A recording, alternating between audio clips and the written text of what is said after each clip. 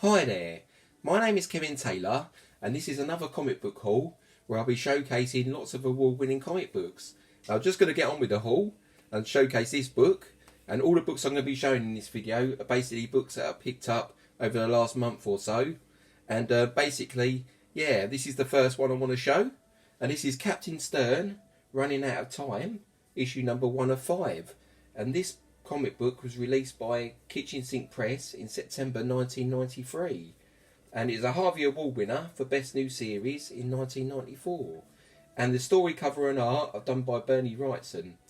Captain Lincoln F. Stern first appeared in Heavy Metal Magazine, Volume 4, Number 3, from June 1980, and he appeared in animation form in the Heavy Metal movie from 1981, which I have there to the left-hand side, with my Altana Funko Pop figure.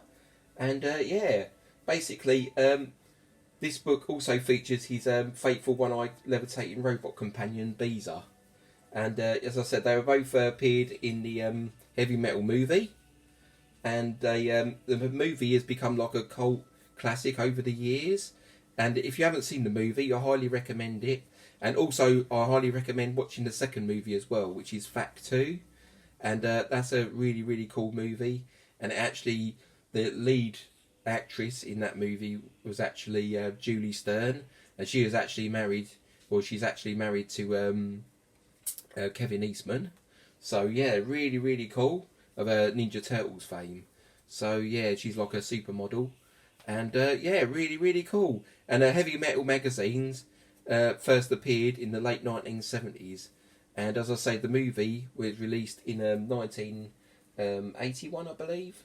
And since it's been released, it's developed a cult following over the years. And the Heavy Metal magazine is still going to this day. So, yeah, this is a really, really cool book. And I'm really pleased to have this in my collection. And there are very few on the CGC censors of this book as well. There were only 3 9.8s, 5 9.6s, and 1 9.6 that's signed, with a total of 9 graded copies on the CGC census. So yeah, really, really cool book, and I'm really pleased to have this in my collection. And this is a super, super tough book to get in high grade because of the black cover. So yeah, really, really pleased to have this in my collection. Okay, well, the next one I'd like to show, I'm going to put this back in its bag. And I'm going to place this over this side, actually. Yep, I'm going to place this over this side, like that, to go with the movie. So yeah, very, very cool indeed. And yeah, the next one I'd like to show is another graded comic book. And here we have Liberty Meadows, issue number 1. I've actually got an Image First reprint of this issue, which features different coloured artwork on the cover. Same like artwork, but with different colours. And yeah, this is the original first print from Insight Studios, with a story cover and art by Frank Cho.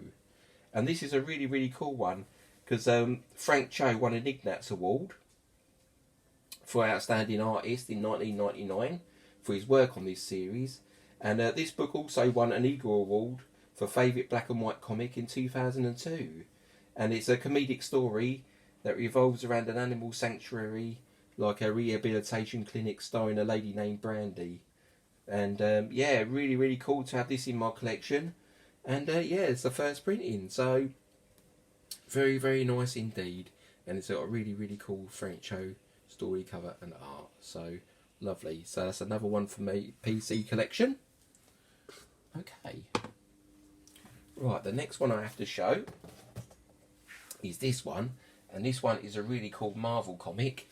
And this for me was really a cover buy. Let me just, I'm going to take it out the plastic sheet in here so you can have a look. This one has got a fantastic cover by Bill Sienkiewicz. And this cover is absolutely amazing. And it kind of reminds me of the Don Bluth cartoons. And yeah, it's fantastic. I mean, you can spend all day long looking at the details of this cover. And it's just such a fantastic cover, and a fairy tale cover. Yeah, this is New Mutants number 22, and this book actually won an Eagle Award for favourite cover in 1985. So yeah, very, very cool. And this book also has a story written by Chris Claremont. But as I said, this book won favourite comic cover Igor Award for Bill Sienkiewicz. So he's actually a phenomenal artist. So I'm really, really pleased to have this in my collection. And this book is really minty, clean and fresh, mate. So cool. I'm really pleased to have this in my collection. So yeah, really, really nice. Okay, so that's lovely. So, okay, what next one I have to show, and this is one of my favourite graded comic book pickups. I was actually looking to pick up a copy of this book on raw copy, but that low grade copy was selling for like $30 to $40, and this one, and there was also like a high grade copy for like $90. And then I came across this book, which was much cheaper, and I thought, well, I've got to pick this one up. And I actually love this cover, and this is such a nice comic book, and I really love the cover on this book. And it was a collaboration between Dave Sim and also what's his name, Dave Sim of Cerebus fame, and also David Peterson, who done Mouse Guard, and both series have won awards in the past. And yeah, this is a collaboration that featured lots of interviews with creators named David. And yeah, really, really love the cover to this one. And I really love the back cover to this one as well, because the back cover features the front cover, but without all the logos on there and stuff. So yeah, it's very, very nice indeed. And this is a really, really lovely companion book to go in my Cerebus books and my Mouse Guard books. So yeah, so very, very nice indeed, and I'm really pleased to have this in my collection. And there's actually 0 of this comic book on the CGC census, so I'm really, really pleased to have this in my collection. So yeah, very, very nice indeed, and this is my favourite pickup that I picked up. I think it's probably my favourite pickup I picked up this year actually. So yeah, very, very nice indeed. Okay. Right, okay, I'm going to get on and show some of my raw comic book now. So yeah, it's going to be really, really cool. So the first one I have to show, and I've only undone these comic books earlier today, so I'm going to leave this one in the label, in the sleeve here. I picked this one up from my comic shop, and this book is in really, really fantastic condition. And this is Raven and the Red Death, and basically this is illustrated and written. Illustrated by Richard Corbin, who adapted Edgar Allan Poe's story, and it's released by Dark Horse Comics. And this book won a Ghastly Award for Best One-Shot Comic in 2013. So it's a really, really cool horror comic, and it's a one-shot. And this book is in super minty condition, so I'm going to send this one off for grading, because there are no spine ticks or anything, and it's in fantastic condition. So I'm going to leave this one to send off for grading, and then I'm going to pick up a lower grade reader's copy for this one. So yeah, very, very nice indeed. So yeah, really, really cool. Okay, so that's the first one there I have to show. Okay, the next one I have to show is another Edgar Allan Poe book, and this is also illustrated by Richard Corbin, who was a Eisner Hall of Fame inductee in 2012, and this is Morella and the Murders in the Rue Morgue. And this book also won a Ghastly Award in for Best One Shot in 2014. So yeah, I'm really, really pleased to have this in my collection. And there was actually 3 books that actually won a Ghastly Award, and they're all done by Richard Corbin, and they all adapted Edgar Allan Poe stories. And the third one was called The Conqueror Worm, and that one actually won a Ghastly Award in 2012. So you had The Conqueror Worm won one in 2012. You had The Raven and the Red Death won one in 2013, and this one won it in 2014. So it's a nice one-shot set to pick up if you find them for cheap. As I say, they all won Ghastly Awards, and Richard Corbin is an absolute legend. So yeah, really, really cool. I did actually have The Conqueror Worm, but unfortunately the the book was like the seller contacted me and told me that it had a lot of sun damage, so I basically he refunded me money because I actually paid like £25 for that book, and I thought, well, I would rather save me money and wait for a higher grade copy to come up for sale for that one. So yeah, so otherwise I would have had that one to show in this haul also, but never mind. I'll continue to search for that one. So I've got the free one shot issue set. So yeah, very very cool indeed. So really pleased to have this in my collection. So right, the next one I have to show is let's take this one out of the way. Oh, okay, let's put that one up there. Next one I have to show is Peter Badge's Hate issue number 1, starring Buddy Bradley, and basically this book won a Harvey Award for Best Series in 1991, and it's an alternative comic featuring the adventures of Buddy Bradley, and the story is created, written and illustrated by Peter Badge. I'm not quite sure how you pronounce his name, but yeah, this book was released by Fantagraphics in April 1990, and as I said, it was a Harvey Award winner for Best Series in 1991. So yeah, really really pleased to have this in my collection, and it's another book I'm looking to get graded in the future. So yeah, very very nice indeed. Okay, right, the next one I have to show is a really nice companion book that I picked up, and I was looking to pick this book up in a high grade, and there was a seller on eBay that wanted like $90 for this book, and then I come across an English seller for this one for only £12. So I decided to pick this up, and this is Comics Interview number 108, and it features an interview with Art Spiegelman on his Pulitzer Prize winning graphic novel story, Maus. Maus was the first ever graphic novel to win a Pulitzer Prize, and the story is about his father's experiences as a Polish Jew and surviving the Holocaust. And yeah, this one's got a really really cool interview with Art Spiegelman, and yeah, really really cool, and I'm really pleased to have this in my collection. So it's another book I'd like to get graded someday. So yeah, very very nice indeed. I mostly like to collect award-winning comic books, but I like to have like graded comic books plus a reader's copies to go with them. So yeah. Okay, what the next one I have to show is Bitterroot number 1, and this is an Image First reprint issue, and this book won an Eisner Award for Best Continuing Series in 2020 by David Walker, Chuck Brown and Sanford Green.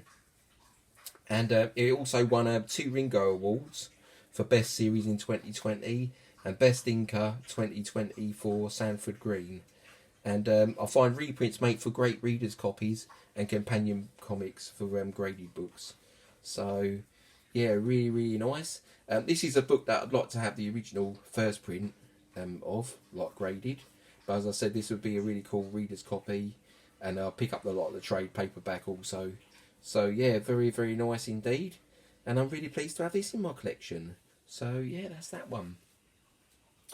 Okay, so the last set of books I have to show is a 12 issue, the first 12 issues of Zot, and basically I picked up this set of 12 books for like 30 quid. So I was really pleased to pick this up. So basically I paid less than £3 each for these books. So I'm really pleased to have this in my collection. Well, it works out about £2.50 actually for each of these books, which is an absolute bargain. So I had to pick these ones up, and this is another comic book set that story I'm really looking forward to reading. And basically, Zot has a story cover and art by Scott McCloud, and this series was a Jack Kirby Award winner for Best New Series in 1985. The series lasted for 36 issues, with the first 10 issues being in full colour, and the rest had black and white interiors. Zachary Paleozo is a blonde-haired, blue-eyed teenage hero from an alternate Earth who flies with gravity boots and fights bad guys using a 10-shooter laser gun. and this series is credited as being one of the first manga-inspired American comic books. There were very few graded comic books on the CGC census. So yeah, I've actually got this issue number 1 graded in a 9.6, and I've actually got issue number 4 graded in a 9.6 also. So yeah, really cool. There is actually also a 10.5 issue. That's quite hard to get hold of, and yeah, so I'm on the lookout for that book. And yeah, so I was going to show the first the 12 issues for this series. So here we have issue number 1. Okay, here we have issue number 2, which is really cool. And here we have issue number 3. And here we have issue number 4, which I actually have a graded copy in a 9.6.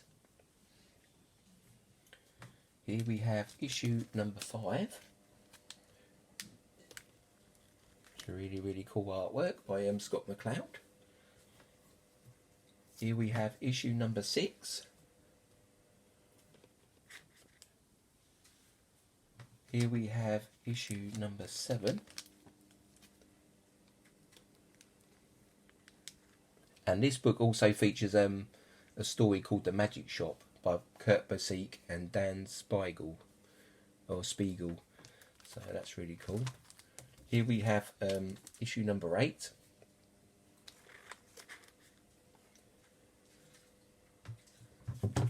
Here is issue number 9, which is a really cool one.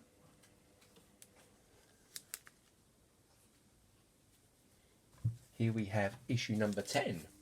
And I say the first 10 issues were all in full colour, so I had full colour covers and interiors, and then the subsequent issues up to issue number 36 had black and white interiors. So here we have issue number 11. As I say, this one had black and white interiors, this one. And here we have issue number 12.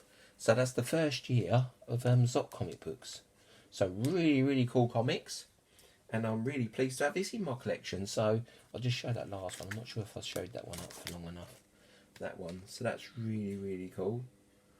Okay, and I say this is the issue number 12. And this one actually features Zot like 10.5 right here.